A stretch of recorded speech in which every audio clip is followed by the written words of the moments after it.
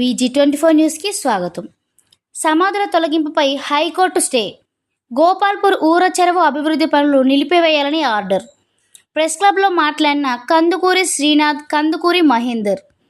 Hanamkonda 56వ division Gopalpur ఊర చెరువు సుందరీకరణ అభివృద్ధి పేరుతో సమాధుల తొలగింపుపై హైకోర్టు స్టే ఇచ్చిందని గోపాల్పూర్కు చెందిన కందుకూరి శ్రీనాథ్, కందుకూరి మహేందర్ తెలిపారు. శుక్రవారం హన్మకొండ బాలసముద్రంలోని ప్రెస్ క్లబ్లో ఏర్పాటు చేసిన విలేకరుల సమావేశంలో వారు మాట్లాడారు. గోపాల్పూర్ పొలిమేరలోని ఊర చెరువులో రిటైనింగ్ వాల్ పూడికతీత పనుల పేరుతో మట్టి మొరం దోపిడీ జరుగుతుందని పేర్కొన్నారు. సుందరీకరణ ముసుగులో దళితులు, బీసీల సమాధులను తొలగిస్తున్నారని స్థానిక దళితులు హైకోర్టులో పిటిషన్ దాఖలు చేశారు. బాధితుల పిటిషన్ విచారించిన హైకోర్టు కీలక ఆదేశాలను జారీ చేసిందని తెలిపారు. చెరువులో జరుగుతున్న పనులపై 4 వారాల పాటు హైకోర్టు స్టే విధించిందని చెప్పారు. ఈ విలేకరుల సమావేశంలో గోపాల్పూర్ దళితులు ఇమ్మడి రాజేంద్ర ప్రసాద్, గిన్నారపు రాజు, ఇమ్మడి అశోక్ బాబు, నూతన్, శ్రీకాంత్, గొర్రె సతీష్, ఇమ్మడి శరత్, ఏలేందర్, ఆరేపల్లి రాజు, రాజ్ కుమార్, హరిప్రసాద్ తదితరులు పాల్గొన్నారు. ప్రజాప్రతినిధులకు, గోపాలపురం మా గ్రామ ప్రజలకు నమస్కారాలు.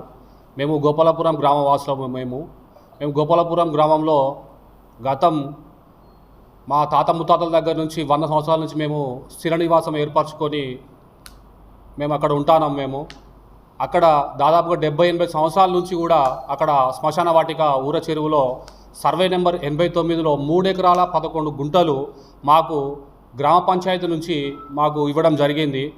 మా తాత ముత్తాతల నుంచి అక్కడ గోపాలపురం గ్రామ ప్రజలందరూ సంబంధించినటువంటి ఎవరు చనిపోయినా కూడా అక్కడ సమాధులు, గోరీలు అక్కడ కట్టడం జరిగింది. గతంలో దాదాపుగా ఒక 10 సంవత్సరాల కింద ప్రకృతి విపత్తు వల్ల వర్షం వరదల కారణంగా అక్కడ మొత్తం ఉన్నటువంటి జాగలో ఒక 10 ఎకరాలు అక్కడ మిగిల్చి మిగతా అంతా కబ్జా గురి చేయడం వలన అక్కడ ఒక తాత్కాలిక విపత్తును సృష్టించి అక్కడ కిందనున్న ఖాళీలు కొన్ని మునడం జరిగింది. అది అందరికీ బాధాకరమైన విషయం. ఎందరో ఆస్తులు కోల్పోయినారు, ఎన్నో కోల్పోయినారు. అయినప్పటికీ కూడా ప్రభుత్వం వారు వాటిలో గుర్తించి అక్కడ ఒక రిటర్నింగ్ వాల్ అనే పేరుతోటి ప్రజలందరికీ శాశ్వత పరిష్కారం కోసం మాత్రమే అక్కడ అభివృద్ధి పనులను చేయడం జరుగుతుంది. మీ శాశ్వత పరిష్కారం కోసం అభివృద్ధి పనులు చేయండి, మేము ఇబ్బంది ఎవరము కూడా కాదు ఇక్కడ. కానీ అక్కడ మా పితరులు ఉన్నటువంటి సమాధులు భవిష్యత్తులో మా గోపాలపురం గ్రామ ప్రజలు చనిపోతే అక్కడ ఖననం చేసుకోనికి, సమాధులు నిర్మించుకోనికి అక్కడ ఎటువంటి ఇబ్బందికి గురి చేయదు మొదలు. ఎందుకు అంటే అది ఇప్పుడు ఏర్పడేది కాదు. గోపాలపురం గ్రామంలో ఒక బీసీ వాడ అంటే ఒక గౌంలోళ్ళు, ఒక మాదిగోళ్ళు మాత్రమే ఒకప్పుడు ఉండేది. అక్కడ 3 ఎకరాల 11 గుంటలు అప్పుడే 70-80 సంవత్సరాల క్రితమే అక్కడ కేటాయించిండ్రు. ఆ కేటాయించిన స్థలాన్ని కూడా మాస్టర్ ప్లాన్ ద్వారా కూడా అక్కడ మండల ఆఫీసుల ద్వారా 2005 సమాచార హక్కు చట్టం ద్వారా కూడా తీసుకోవచ్చు.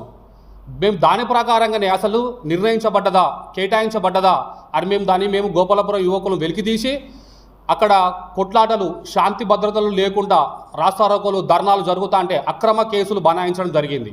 దీన్ని రాజకీయాలకు విద్వేషంగా అక్కడున్న కొందరు స్థానికేతర రాజకీయ నాయకులు విధ్వంసం సృష్టించి గోపాలపురం గ్రామంలోనే మా ప్రజల మధ్య మాకే అలజడులు సృష్టించాలని చాలామంది ప్రయత్నించారు. వీటన్నిటికీ మేము దూరంగా ఉండి న్యాయపరమైనటువంటి మా చట్టాన్ని మేము గౌరవిస్తూ మేము రాజ్యాంగానికి అనుకూలంగా మాకు కలిగినటువంటి మా రాజ్యాంగ హక్కులను మేము నెరవేర్చుకోనికి మేము న్యాయ పోరాటం చేస్తున్నాము. మేము శాంతియుత పోరాటం చేస్తున్నాము. దాంట్లో భాగంగానే ఈరోజు అత్యున్నత న్యాయస్థానమైనటువంటి న్యాయాన్ని కాపాడేటువంటి హైకోర్టును ఆశ్రయించడం జరిగింది. హైకోర్టు మాకు తాత్కాలిక ఉపశమనంగా స్టే ఆర్డర్ ఇవ్వడం జరిగింది. మా గోసలు, మా బాధలు, మా కష్టాలను విని భవిష్యత్తులో కూడా మా కుమారులకు కానీ, మా వంశాలకు కానీ, అక్కడ గోపాలపురం ఉన్న గ్రామ ప్రజలకు కానీ ఎటువంటి ఇబ్బంది కలగకూడదనే ఉద్దేశంతో మా బాధలను, మా గోసలను విని హైకోర్టు వారు మాకు ఈరోజు ప్రభుత్వ పనులకు ఎటువంటి అడ్డంకు జరగకుండా ప్రభుత్వం చేసేటువంటి అభివృద్ధి ప్రయోజనాలు వాళ్ళ పనులు వాళ్ళు చేసుకుంటూ గోపాలపురం గ్రామంలో ఉన్నటువంటి సమాధులను తొలగించకుండా తొలగించిన సమాధులకు పునర్నిర్మాణం చేపట్టి శాశ్వత పరిష్కారం కోసము ఉన్నతాధికారులకు, ప్రజాప్రతినిధులకు ఇక్కడ స్టే ఆర్డర్ ఇవ్వడం జరిగింది. మేము విన్నవించుకుంటున్నాం అధికారులకు కానీ, ప్రజాప్రతినిధులకు కానీ, మీరు చేసేటువంటి అభివృద్ధి పనులకు మేము ఎక్కడ కూడా ఆటంకం కాదు, అడ్డం కాదు. మేము చేసే న్యాయ పోరాటము ఎవ్వరికి స్వార్థ ప్రజల కోసం కాదు. మా గోపాలపురం గ్రామ ప్రజలకు మనోభావాలు దెబ్బతీయకుండా భవిష్యత్తులో ఈ సమాధులను కూలగొట్టకుండా ఉన్న సమాధులను మా 3 ఎకరాల 11 గుంటలు అట్లానే ప్రహారీ కూడా నిర్మిస్తూ దాని అభివృద్ధి చేయాలి తప్పించి మీ రిటర్నింగ్ వాళ్ళ పేరుతోటి వేరే ప్రయోజనాల కోసం మాత్రము ఎట్టి పరిస్థితుల్లో కూడా తీయకూడదని చెప్పేసి మేము చేసే ఈ శాంతియుత పోరాటంలో మేము విజయాన్ని సాధిస్తున్నామని చెప్పేసి మేము గర్వంగా చెప్పుకుంటూ అందరికీ కోర్టు ఆదేశాలను ఉత్తర్వులను వాటిని ఒకసారి తీసుకొని పరిశీలించి న్యాయాన్ని పరిరక్షించవలసిందిగా హైకోర్టు ఆదేశాలను గౌరవించాల్సిందిగా మా గోపాలపురం గ్రామ ప్రజలు మేము విన్నవించుకుంటున్నాం. నా పేరు కందుకూరు మహేందర్, గోపాలపురం గ్రామ నివాసిని. ముందుగా ఎలక్ట్రానిక్ ప్రింట్ మీడియా సోదరులకు నా హృదయపూర్వక నమస్కారాలు తెలియజేస్తున్నాను. ఈరోజు ఈ ప్రెస్ మీట్ పెట్టడానికి గల కారణం హనుమకొండ జిల్లా గోపాలపురం గ్రామం దానికి సంబంధించిన ఊర చెరువు విషయమై దాదాపు ఒక 20 ఎకరాల విస్తీర్ణంలో ఉన్న ఊర చెరువును ఒక 10 ఎకరాల కబ్జాకు పోను, మిగతా ఒక 10 ఎకరాల స్థలంలో రిటర్నింగ్ అంటే మొన్న వర్షానికి వచ్చిన వరద కారణంగా అది అధికారుల నిర్లక్ష్యం వల్ల ఆ గేట్ వాల్ తీయకపోవడం వల్ల వాటర్ ఫ్లో ఎక్కువైపోయి కాలనీ వాసులు ఇబ్బంది పడిన విషయం వాస్తవమే. ప్రకృతికి చేసిన విధ్వంసానికి మనం మనుషులమైతే ఏం చేయలేము.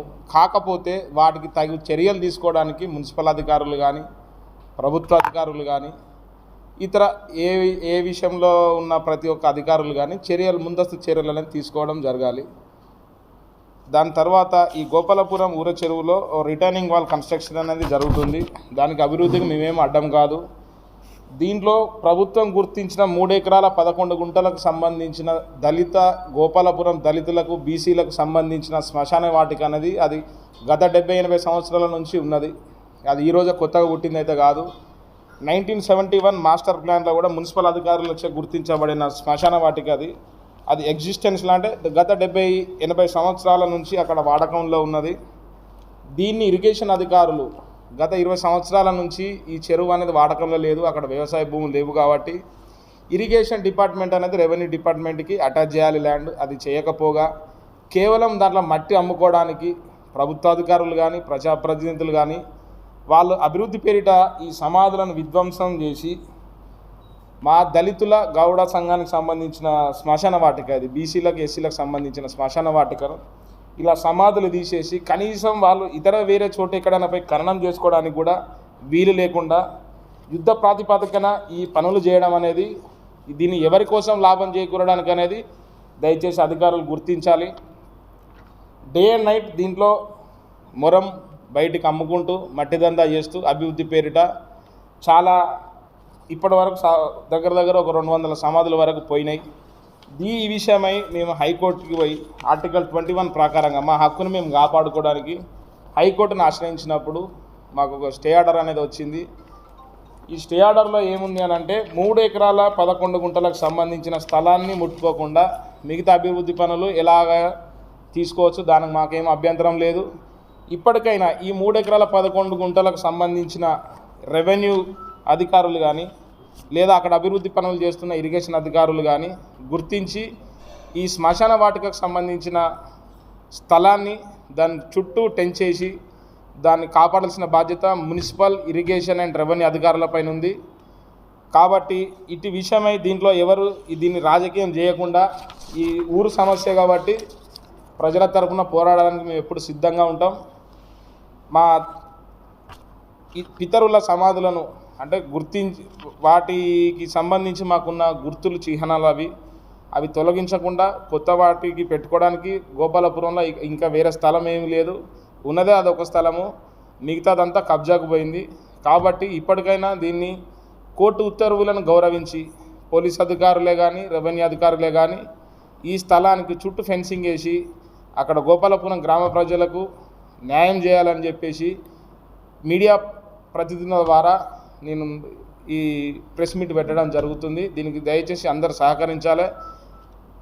ప్రాముఖ్యంగా రెవెన్యూ అధికారులు కానీ ఇరిగేషన్ అధికారులు మరొకసారి మీకు 2 చేతులు జోడించి వేడుకుంటున్నాను. దయచేసి ఆ సమాధుల స్థలాన్ని కాపాడి వారికి మీరు డెమాలిష్ చేసిన సమాధులకు మళ్ళీ వాళ్ళ సొంత ఖర్చులతో కాకుండా మీరు డెమాలిష్ చేసిరు కాబట్టి మీ ఖర్చులతోటి వాళ్ళకు ఆ సమాధులను మళ్ళీ తిరిగి పునర్నిర్మించి వాళ్ళ ఆత్మగౌరవాన్ని వాళ్ళ మనోభావాలను దెబ్బతీయకుండా మానవత్వ దృక్పథంతో అభివృద్ధి చేసుకొని ప్రజలందరికీ మంచి చేయాలని చెప్పేసి నేను తెలియజేస్తున్నాను.